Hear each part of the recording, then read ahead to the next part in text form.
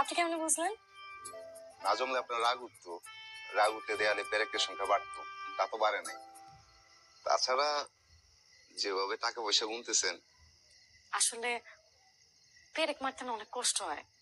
মাঝে মাঝে মনে হয় পেরেক গাড়াচ্ছে রাগ নিয়ন্ত্রণ করা অনেক সহজ। ঠিক, আমারও এমনটাই মনে হইতো। জানেন, আজকে সারা দিনে একবারও রাগ করি নাই। আরে বাহ, এটা তো আরো ভালো খবর। আচ্ছা, যেদিন থেকে আমার আর রাগ উঠবে না তখন কি করবো? যদি আপনার রাগ না উঠে, তখন আপনি দেয়াল থেকে 5টা করে পেরেক তুলবেন।